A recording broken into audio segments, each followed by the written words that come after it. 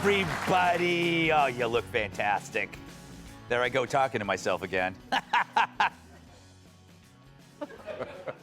So you ever notice how lefty politicians never concern themselves with threats until they're the target?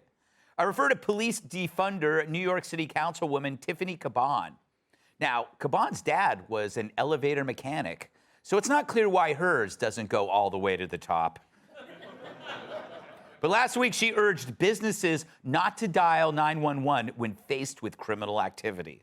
That's great advice, Tiffany. Who should they call? Domino's and hope the delivery guy is packing heat? Maybe you can scald the mugger with hot cheese. Days before a ghoul stabbed a veteran EMT worker to death, Caban released a public safety guide urging merchants to call 311, not 911, to seek mental health services and engage in community mediation rather than call the cops. That'll work. 311, what's your emergency? Yeah, my store is being bum rushed by 100 juvenile delinquents and they're destroying the place. Could you get a psychologist out here to talk to them pronto? They advise merchants to give the person causing harm the chance to correct their behavior. Say no, stop, or that is not okay. So you're supposed to say the same thing to a guy robbing you at gunpoint as a girl says to a guy trying to get to second base on a first date. You'd be better off offering him a Cinnabon and a hand job.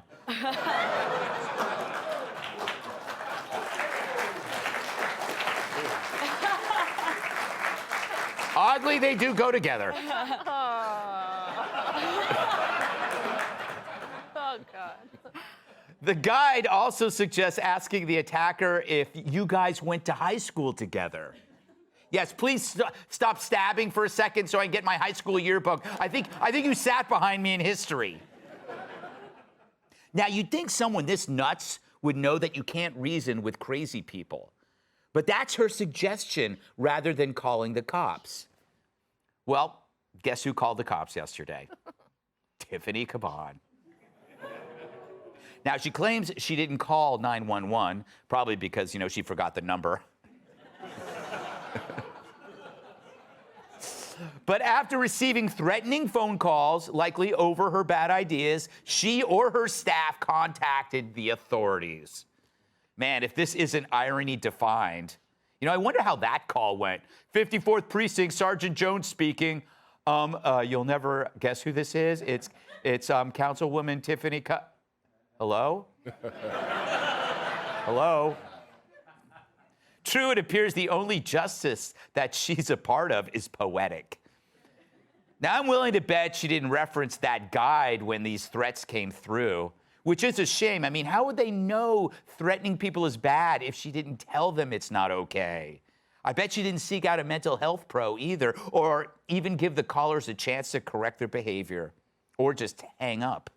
I bet she didn't call 311 either because they would tell her to call the cops. So this is a pisser. She tells victims who, unlike her, are face-to-face with actual physical threats not to call the cops, but that's what she or her staff did with voicemails. Honestly, who dresses this dumb broad in the morning and packs her Wonder Woman lunchbox? Now, make no mistake, the threats to her are bad. As my mother often said, an eye for an eye doesn't work, especially when you're dealing with a person who's already blind as my mother had a mouth on her.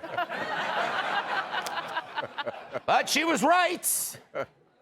People are getting murdered, robbed, and raped, and she's out offering brochures. And then she gets a threat, and now she's the victim. So she calls the cops, something she doesn't want for you, because if you call them, it's proof that the cops are 100% necessary in this effed up world that people who think like her had created in the first place. But she's no different than the other defunders, like Cori Bush, who wants cops off the streets as vulnerable citizens pay thousands for her own private security.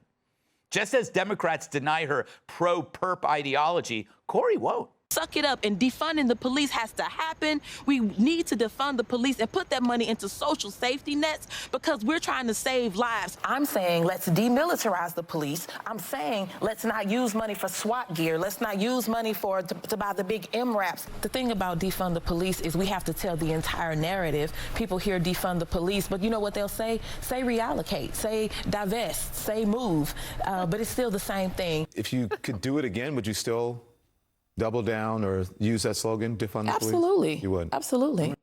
Wow, it's like Don is interviewing his replacement. So, why are so many women in power ignoring women in peril? It seems murder victims only matter if the perp used the wrong pronoun. But when you look at the crime stats, male-on-female violence numbers are far outweighing the reverse. And it's getting worse, especially with rape. And yet, where is AOC or her progressive ilk? You know, they will gladly tell you about the threats against their lives, the online hate, the voicemails, and who can forget AOC narrowly escaping death when a bunch of white people with the average age of 55 came within a half mile of her office on one day. They want to sick the feds on the people when their feelings are hurt, but when it comes to protecting other women from real physical harm, they don't give a damn. When one woman got viciously beaten by a psychopath in Caban's borough, she tweeted, "Subway violence is a 1 in a million event." She literally turned a victim into a statistic, and an incorrect one by far. Here's a real stat. Serious crimes rose 35.6% over last summer's recent highs. That's incredible. But that stat doesn't matter because it's probably racist. I mean, violence against women can't matter if the perpetrator can also claim some form of victimhood. Unless it happens to her, of course, on email, social media, or by phone.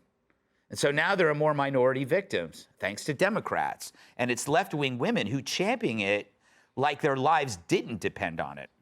So good luck on the subway, girls. The next time you're attacked by a knife-wielding thug, just ask who they had for gym class. Welcome. Tonight, yes, she's so sharp you can carve a pumpkin with her. Former State Department spokeswoman and founder of Polaris National Security, Morgan Ortega. He's more than an actor who plays tough guys, and if you disagree, he'll kick your ass. Actor, singer, and director Robert Davi.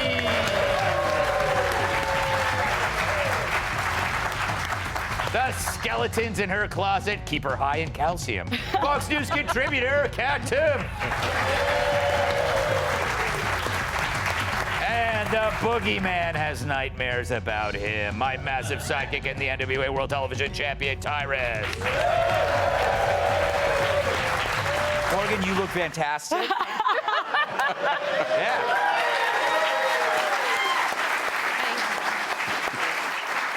It's like disco Easter. Totally the vibe I was going for. Thank you. Yeah, exactly. It's like Travolta and an Easter bunny mated. And then threw up. Anyway, I digress. You know what kills me about these politicians? They expect us to adopt their belief system even when they reject theirs. Why should we, why can't we call the police if she can call the police? It makes no sense, clearly. It makes no sense to most of the people in the country who, other than inflation, crime is a huge issue for them. My favorite thing about this whole segment is that the Congresswoman Cori Bush said on the interview, essentially, let's not get caught up in words. Yeah. Well, that's kind of like the whole point of being in Congress, right? Yeah, the whole point is to write legislation and to get caught up in the words. Mm-hmm. And so for me, it's part of it's funny because it's so ridiculous. But when you start to think about the number of people, as you said, that are affected by crime in major cities around the country, people are making decisions and moving, based off of these statistics. It has real world impact. Yeah, where are they going to move, right? Yeah. New York's the place to be. Yeah. Only 6 states. You got theater.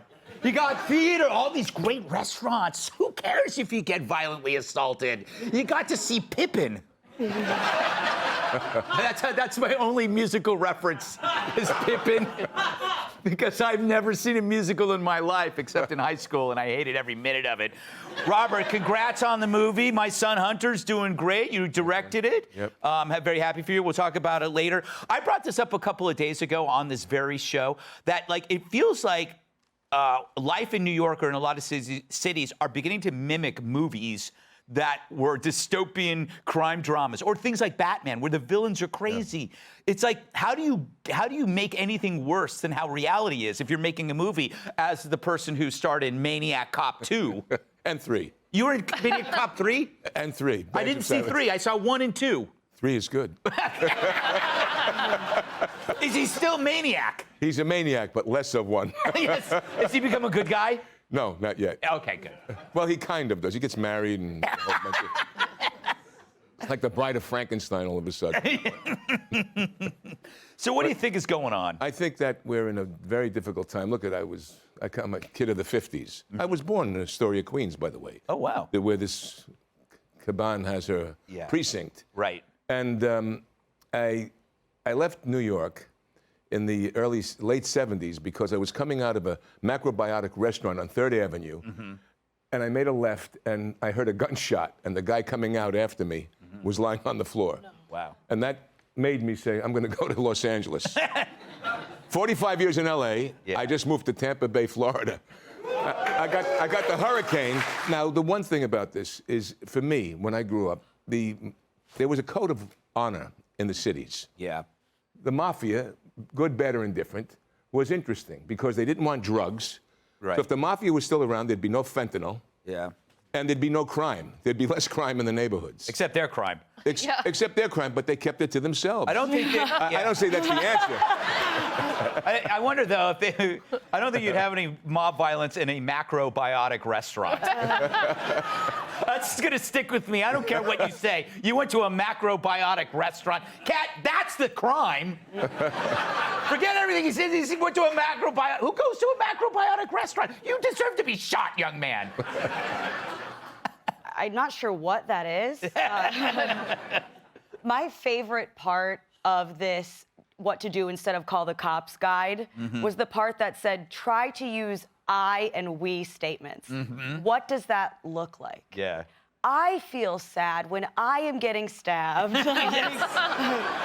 We feel uncomfortable when we have a gun in our face. Like, I don't think you should be calling the cops for every little thing, but the whole section about what to do if you're around an escalating, situation, conflict, doesn't even mention the possibility that you might ever need to call the cops at all. There was this part that said, repeat the same statement until the person causing harm corrects their behavior or stops. For example, have a good day.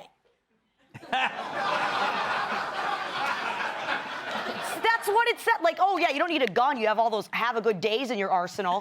Like, it's crazy. And what's even crazier is that the have a good day part's not even the craziest part. It's the until part. It just all assumes that if you do this stop, they're going to be like, never mind, and then go away.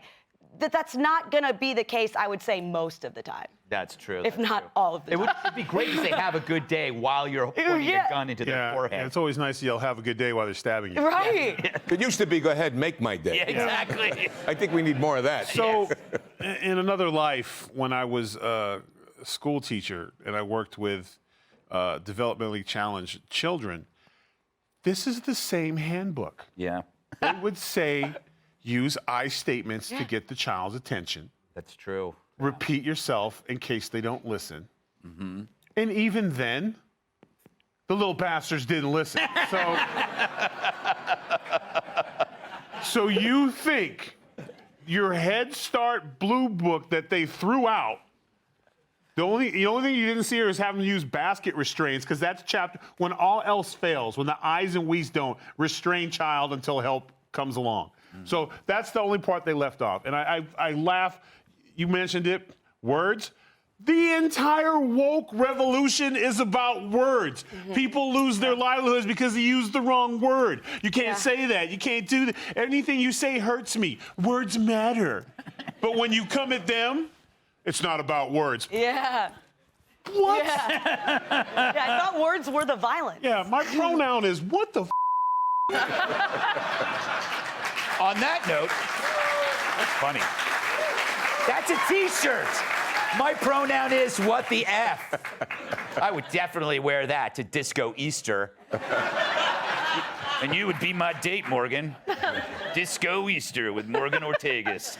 I'm Jewish, though. Two so that's clicks the and you can be problem in home. all of Are you this. Jewish? Does that matter with Easter? I don't know. I mean, the whole thing's about killing Christ. Oh, that's so right. That's right. By the way, one of O'Reilly's kind great of a books. problem. All right, we got to move on. Stop pumping up O'Reilly's books.